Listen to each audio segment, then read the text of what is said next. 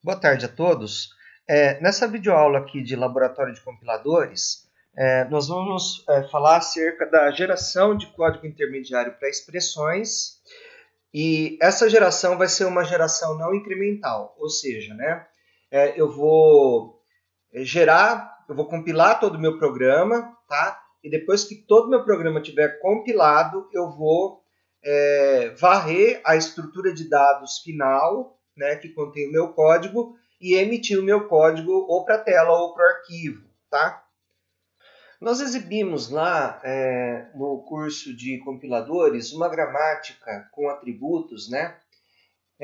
Uma gramática com regras de produção e com ações semânticas para tradução usando análise ascendente, análise bottom-up, né? Ou seja, usando ferramentas aí Flex, Bison. Essa gramática, tá? Ela teve que sofrer algumas adaptações, né, que eu estou mostrando aqui, para ela ser fiel ao código que nós vamos apresentar aqui na aula, né? Então, por exemplo, ao invés de address, tá? Eu chamo de temp, tá? Então, por exemplo, onde é e.address vai ser e.temp, tá? Essa foi uma das modificações. Tem outras modificações também que eu não me lembro agora, tá?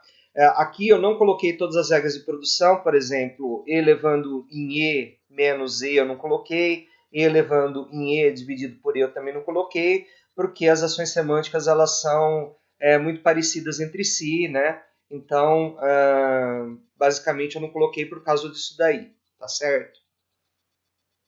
Então, da mesma forma que na análise top-down, tá?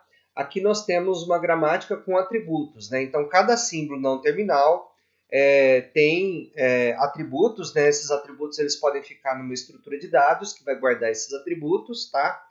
E no caso de você estar usando ferramentas como Lex, IAC, né?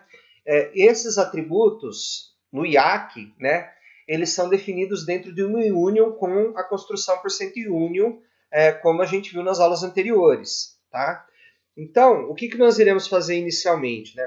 Vocês podem observar aqui que os símbolos, né, terminais e não terminais aí, eles têm dois atributos, né, basicamente. Eles têm o código, né, que eles geram, né, e o temp, que é a variável temporária que o compilador gera automaticamente, ou, né, no caso de um identificador, né, o próprio lexema aí do identificador, tá certo?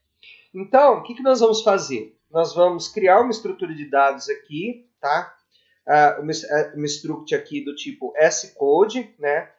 Da mesma forma que nós fizemos lá na análise top-down, né, no curso de compiladores, nós criamos uma estrutura do tipo scode que contém o código, né, aqui, né, um atributo aqui código, né, e um atributo temp aqui, tá? Essa struct aqui, ela vai ser colocada dentro da union, tá? E a gente vai criar uma variável aqui dentro da union do tipo scode, né? Do tipo struct scode aqui. Essa variável ela vai se chamar attribute, tá? Attribute. Então, olha o que eu escrevi aqui. Ó. Os atributos dos não terminais e também dos terminais são definidos pela estrutura de dados scode, a mesma utilizada no curso de compiladores, né? Quando a gente fez análise descendente, análise top-down, tá? Essa estrutura pode ser associada a terminais ou não terminais com as instruções %token, né, para terminais, e %type para não terminais, como foi visto em aulas anteriores. Para fazer isso, precisamos colocar a estrutura de dados scode, né, struct scode, no interior de %union, e dar um nome para a variável que corresponde a essa estrutura de dados. No caso aqui, a gente deu o nome de attribute, tá? Então, se você quiser se referenciar ao campo code, você vai se referenciar ele como attribute.code ou attribute.temp, né, se você for querer se referenciar ao nome do temporário ou ao nome do identificador aí no seu código, tá? No código que você está gerando. A gente também tem que criar uma função aqui chamada newTemp, né? Essa função é um gerador de nomes para variáveis temporárias. Né? O que são variáveis temporárias? São variáveis geradas automaticamente pelo compilador. Né? Então, esse gerador de nomes de variáveis, né, temporárias aí, é implementado pela função newTemp. Então eu passo por referência aí um label, que vai ser o nome da variável que eu quero criar, né? Que eu quero que o compilador crie para mim, né? E o compilador ele vai atribuir uma memória preenchida aqui em label com o nome da variável que você quer criar aí, com o nome do temporário que o compilador vai estar criando automaticamente para você. Bom, então aqui no nosso código a gente tem dois símbolos terminais, que são as variáveis e os números inteiros, né? E o atributo desses símbolos terminais vai ser o campo attribute da union, né? O campo attribute é o único campo da union, né? Então não teria como ser outro campo aqui, né? Ok? Porque ele é o único, né? Certo? E o atributo para os símbolos não terminais program, statement e expression vai ser attribute também. Então aqui, para associar ao campo da union attribute ao símbolo terminal variable, né, eu uso %token. E aqui, para associar o attribute para os símbolos não terminais da minha gramática, aqui eu uso %type, ok? Então vamos começar agora a falar especificamente da geração de código intermediário para expressões, né?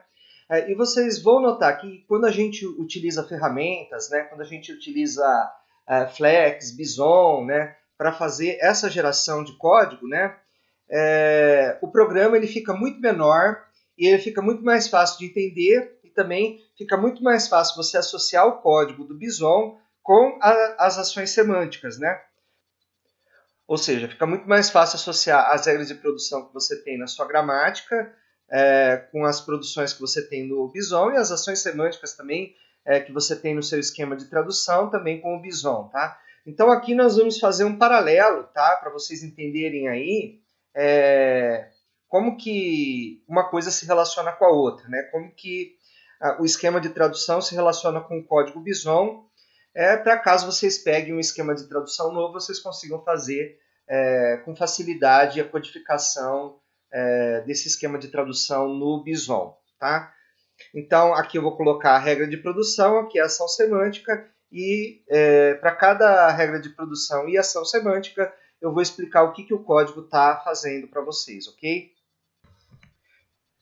Então, vamos lá. O símbolo inicial da nossa gramática é program, tá? Porque ele é o primeiro que vem, é o primeiro símbolo aqui que aparece na segunda seção do meu arquivo, tá? Então, ele é o símbolo inicial da gramática, tá? Aqui a gente está representando o program por P, né? Então, a regra de produção é program, leva em program e statement. O que eu faço quando eu encontro essa regra de produção, tá? Eu imprimo o código de statement. O código de statement é o código da minha expressão toda. E o código de statement vai estar em $2.code. Aqui eu coloquei só $2, mas eu não sei se isso daqui está correto, tá? O certo seria colocar aqui $2.code. Depois a gente olha isso no código, tá? Então eu simplesmente imprimo, né, $2, que é o atributo de statement, né? Lembrando, $$ é o atributo de programa, $1 é o atributo desse programa aqui, e $2 é o atributo de statement. Então a ação semântica é imprimir s.code, né? S é o segundo símbolo aqui do lado direito da produção, e eu estou imprimindo o atributo code de S aqui na ação semântica. Se o programa leva na cadeia vazia, eu não tenho ação semântica nenhuma, tá? Inclusive, eu acho que eu não coloquei essa regra de produção. Inclusive, faltou colocar essa regra de produção aqui no esquema de tradução, tá? P levando em cadeia vazia, ok? Faltou colocar aqui, P levando em cadeia vazia. Bom, a segunda regra de produção que a gente vai analisar aqui é statement levando em expression, né? Então, statement a gente está representando pelo símbolo S e expression pelo símbolo E, tá? Qual que vai ser a ação semântica nesse caso? O código de statement vai ser igual ao código de expressão, tá? Ok? Então, o que eu vou fazer? Eu vou copiar o código de expressão para o código de statement. Então, o que eu estou fazendo é um string copy de $1.code, $1 é expression, $1.code é o código de expression, e eu vou estar copiando $1.code para $.code, que é o código de statement, tá? Statement tem mais uma produção, que é statement levando, né? Statement levando em ID recebe expression, né? O que eu vou fazer nesse caso, né? Eu vou gerar essa instrução, id.temp recebe e.temp. Mas quem que é id.temp? id.temp é $1.temp, né? Porque $1 é um atributo de variable, tá? E o atributo de variable é o lexema da variável, tá? Depois eu vou gerar igual, então eu vou anexar, eu vou concatenar, né, em $.code. Quem que é $.code? É o código, né, de statement. Statement é $, tá? Então eu vou anexar no código de statement igual, e depois, por último, eu vou anexar ao código de statement, né, $3.code. $3.code é o nome da variável temporária. Não, aqui está errado. Aqui é $3.temp, tá? Então eu vou anexar a $.code, né, que é o código de statement, né, o atributo código de statement, $3.temp aqui. Tá errado, tá? Não é code aqui, é temp, ok? Bom, então agora vamos falar da geração de código para expressão, né? Expressão pode levar em dois terminais, né? Você tem duas regras de produção para expressão que levam em símbolos terminais. Expressão levando em inteiro e expressão levando em variable, expressão levando em id, tá? Então vamos analisar a primeira, né? Expressão levando em inteiro. Inteiro aqui eu estou chamando de num, né? Então e é de expressão, num é de inteiro, tá? Qual que é a ação semântica nesse caso? Eu tenho que criar um novo temporário para e, né? Quem que é e? E.temp. E.temp é $.temp. Por quê? Porque e é expressão e $. É o atributo de expressão, né? E $.temp é o atributo temp de expressão, né? Então eu vou chamar a função newtemp aqui passando $.temp, ok? Para criar um novo temporário para a expressão. Qual que é o próximo passo, tá? É gerar esse trecho de código aqui, tá? Como a gente já explicou passo a passo como esse trecho de código é gerado aqui para variável recebendo expressão, tá? Vocês podem entender facilmente como esse código funciona, né? Então, eu vou anexar $.temp, né? Que é e.temp, a $.code, tá? No caso aqui, como não tem nada ainda nessa expressão, tá? Eu posso dar, a primeira instrução pode ser string copy, mas as demais não podem ser string copy, elas têm que ser string cat, tá? Porque aí eu estou concatenando, tá? Depois eu vou anexar a $.code o igual, né? Depois eu vou anexar a $.code, né? Que é o atributo código de expressão aqui, $1.temp, né? Quem que é $1? Bom, $1 é o temporário desse símbolo terminal inteiro aqui, né? Quem que é $1.temp, né? $1.temp é o lexema do inteiro, né? Certo? É o num.lexema. Num.lexema é o quê? É a cadeia de caracteres que compõe o número, né? Por exemplo, 505, 24, 32, tá certo? Tá? E aí eu dou um string copy aqui. E aí eu dou um string cat aqui, $.code /n aqui para pular a linha no meu código intermediário aqui, tá? Se a gente tem expressão levando em variável, né? A ação semântica é simplesmente e.temp, né? Recebe id.lexema. Por quê? Porque eu já tenho o nome da variável, então eu não preciso criar um nome temporário, né? A variável já existe, ela já tem nome, né? Então, a variável temporária associada ao símbolo e, né, e de expression, né, todo símbolo não terminal, ele tem uma variável temporária associada a ele, tá? Então, a variável temporária de e, tá, vai receber a variável, o nome da variável cujo identificador é id, tá? O identificador está em $1.temp, né? Então, $1.temp contém o lexema aí da minha variável, tá? E esse string cat $.temp /n aqui não precisa existir, tá? Porque a gente não está lidando com código, tá? A gente está lidando apenas com temporários. a gente está fazendo atribuição de temporários, não de código, tá? Esse string cat aqui não é necessário, ok? Bom, então vamos lá. Se a regra de produção for expressão levando em expressão 1 mais expressão 2, nota que é o mesmo símbolo E aqui, tá? Só que eu estou chamando aqui de E1 e aqui de E2 para poder referenciá-los, tá? Nas regras de produção, tá? Qual que vai ser a primeira ação semântica que eu tenho que tomar? Eu tenho que criar um temporário para a cabeça da regra de produção. A cabeça da regra de produção é esse E aqui, tá? Então, e.temp, né, vai receber uma nova variável temporária aqui que o compilador vai gerar para ele, tá? Em seguida, o que eu vou fazer? Eu vou gerar código para E1, tá? Vou gerar código para E2, chamando as funções E1 e E2, tá? E vou anexar esses dois códigos aqui, eu vou concatenar esses dois códigos entre si e atribuí-los para e.code. Então, e.code vai receber um .code concatenado com e2.code. Tá? Então veja que a primeira instrução é um string copy aqui de $1.code, né? Quem que é $1.code? $1 é E1, $2 é mais e $3 é E2. Então $1.code é o código associado ao atributo do não terminal E1, tá? E $3.code é o código associado ao atributo do não terminal E2, tá? Ok? E depois, o que eu vou fazer? Eu vou gerar essa instrução aqui, ó. E.temp é o temporário de E, é o temporário da cabeça da regra de produção, recebe o temporário de E1 mais o temporário de E2.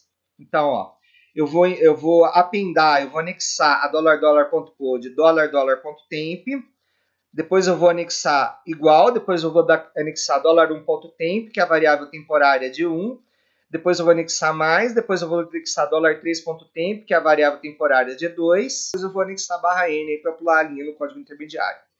Para a regra de produção menos, o processo é análogo, né? Só vai trocar essa linha aqui, né? Ao invés de ser mais, aqui vai ser menos, tá? Mas a geração de código segue esse mesmo raciocínio, tá? As ações semânticas para as ações de multiplicação e divisão também vão seguir um esquema de tradução bastante semelhante ao esquema de tradução feito para adição e subtração, tá? Então também a gente não vai discutir as regras aqui para multiplicação e divisão. Vamos discutir essa regra de produção aqui, que é E levando em E1 entre parênteses, tá? Qual que vai ser a ação semântica nesse caso? O e.temp, tá, vai receber e1.temp, ou seja, a variável temporária de E vai receber a variável temporária de E1. E1, né, no nosso caso, é $2, porque $1 é o abre parênteses, $2 é a expressão, e $3 é a fecha parênteses, tá? E o $, é o E, né? Então, $.temp, que é o temporário de E, né, vai ter copiado para ele $2.temp. $2.temp é o temporário associado à expressão aqui, tá? Que a gente está chamando aqui de 1.temp, tá? Então a gente vai copiar esse temporário aqui para esse, tá? E o código de E vai ser igual ao código de E1. Então eu vou copiar o código de E1 aqui.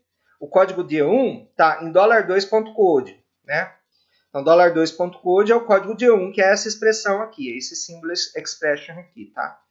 E o código de E é $.code, tá? Então, eu vou fazer essa cópia, tá? De E1.code para E.code, tá certo?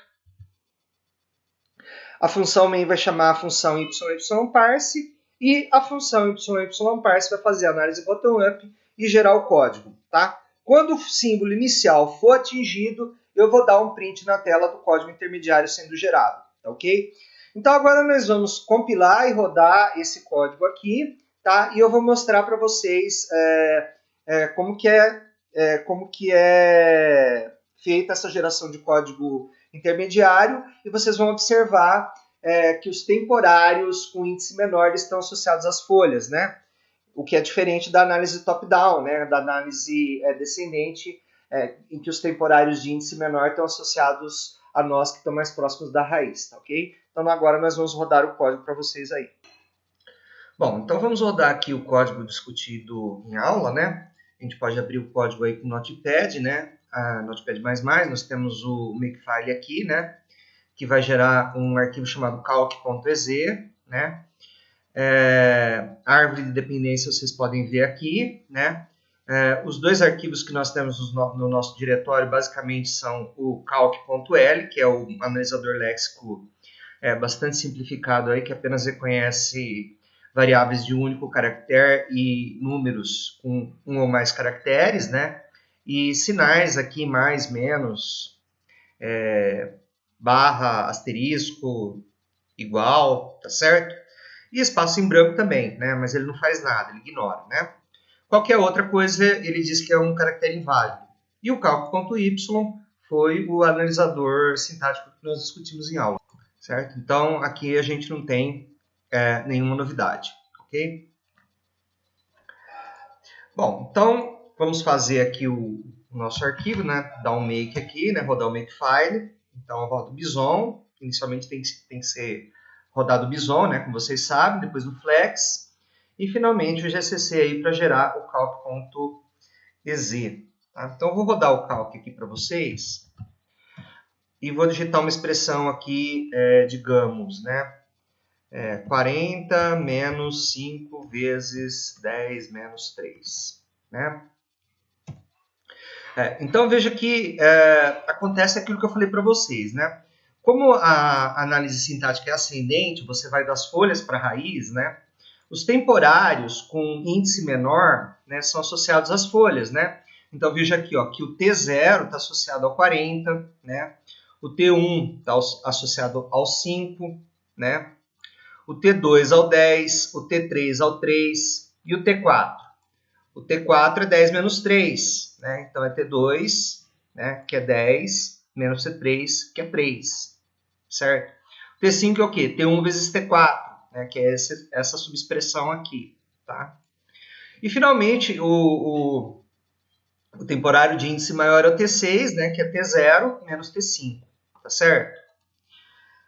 Muito bem.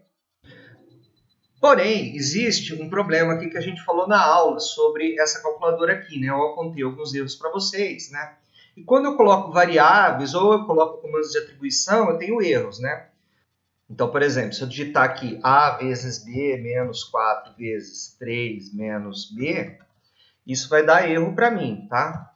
Né? Vocês podem ver que ele faz a atribuição para a variável A certinho, né? Mas no comando de multiplicação aqui, ele já dá um erro aqui, ele já emite uma coisa que não tem nada a ver, né? Para os números está certo, você pode ver, para o 4, para o 3 aqui, ó, né? O T3, né, por exemplo, é 3 menos B, é T2 menos B, né? Certo? Mas, aparentemente, essa multiplicação aqui, né, ela deu um problema aqui. Provavelmente por causa daqueles erros que eu comentei na aula, né? Então, se você descobrir, deixa aí nos comentários aí, se você conseguir consertar esse tipo de erro, tá? Um outro tipo de erro também que acontece é no comando de atribuição, né? Então, por exemplo, se eu colocar assim, A recebe 5 mais 4 vezes 3, por exemplo.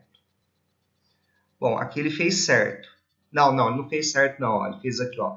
A recebe T0, recebe 5, tá? Por quê? Porque ao invés dele copiar o temporário, ele copiou o código. Lembra que eu falei para vocês que tinha esse problema aí? Esse daqui é fácil de resolver. Vocês, né, vendo a aula novamente, né, vocês revendo a aula, vocês conseguem solucionar esse problema. Esse outro aqui é um pouquinho mais intrincado, tá? Talvez tenha que fazer um pouco mais de debug aí para você conseguir achar, tá ok? Então, essa foi a aula sobre o nosso código intermediário para expressões, tá? Qualquer dúvida, deixem nos comentários aí.